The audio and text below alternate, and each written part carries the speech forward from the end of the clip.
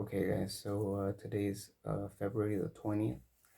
Um, we have news here.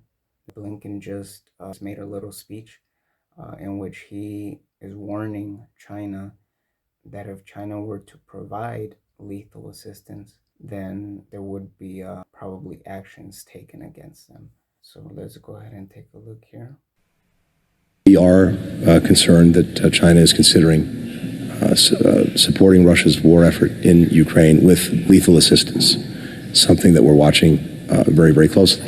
As I also said, and as President Biden said, going back many months when the aggression first took place, and he spoke to President Xi Jinping, he told him at that point that there would be real consequences in our own relationship were China to provide lethal assistance to Russia in this aggression against Ukraine, or in a systematic way aid in the evasion of sanctions. And as I said, we have a real concern that China is considering doing just that. I'm not going to lay out what the consequences would be. I shared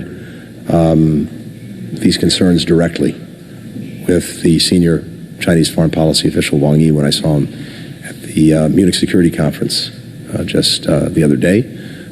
But I think China understands what's at risk were it to proceed with providing material support of that kind to Russia.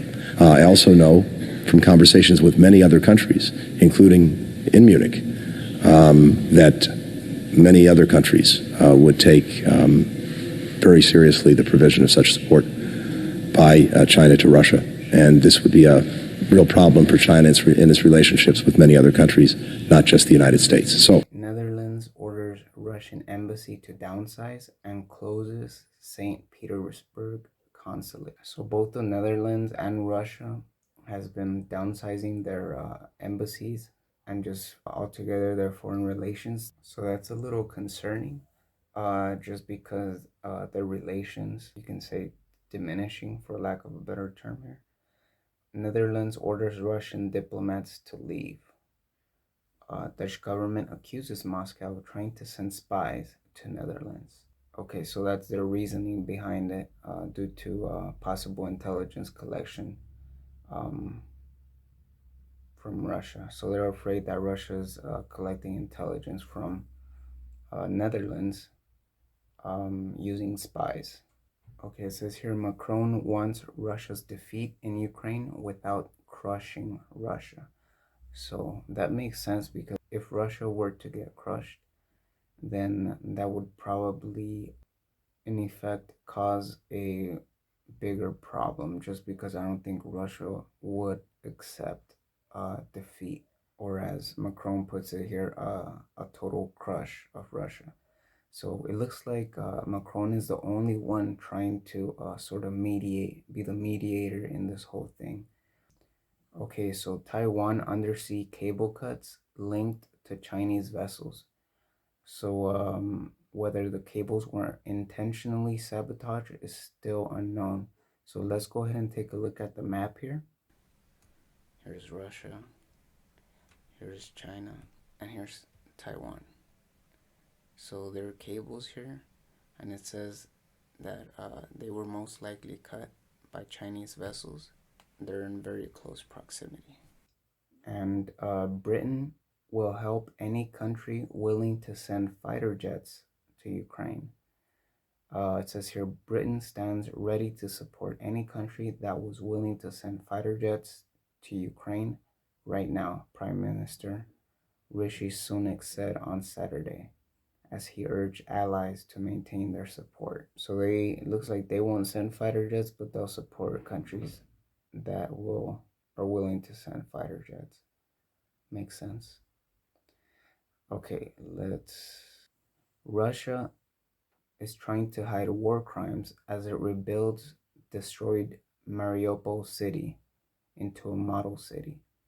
So I don't know if you guys know this, but Russia has rebuilt a lot of buildings that look really nice. And the media, the Western media, is trying to say it's doing that because it's trying to hide war crimes. But the other side is they just want to rebuild the city. So so we really don't know which is which. I mean, war crimes, that's done by all parties. No one's innocent uh, during war. Casualties are casualties, and they'll happen. Okay, and according to Reuters, China warns U.S. to suffer consequences if it escalates balloon incident. So China's not having it. So they've already sort of been demonized by this balloon incident, this propaganda towards them. They're not having it.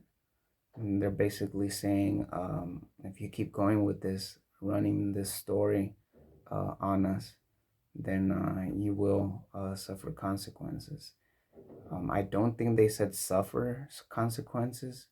I think Reuters just used that word to make it a little bit more dramatic. But they will probably face some opposition if they continue running this balloon incident, just because it makes them look bad. It sort of stains them as a country. And US media gets to other Western countries. Okay, Russia accuses Kiev, which is the city of Ukraine, of planning to stage nuclear incident. So they think Ukraine is gonna stage a nuclear incident and then blame it on Russia. So that has been said from the beginning that would happen, and it could happen. We all know that previously countries stage attacks just so that they can gain support um, in a conflict. So it could happen. Okay, it says President Biden made a surprise visit to Ukraine. President Joe Biden arrived in Ukraine's capital on Monday, early morning. This is the first time Biden has traveled to Ukraine as president. Multiple government agencies and officials in the US and Ukraine did not immediately respond to Rolling Stone's inquiries about Biden's trip. So we don't really know what the meeting is about yet. So that's to be seen. Yeah, so it says here a US government official with knowledge of the trip confirmed the visit on condition of anonymity because they were not authorized to speak about it publicly. Okay, and the last piece of news here, according to the Jerusalem Post, it says Zelensky said if China allies itself with Russia, there will be World War III. So he's just sort of in my opinion, that statement that he made is just an instigating statement. It's almost like he's poking it. He's poking it, and you know, hopefully the bear doesn't wake up.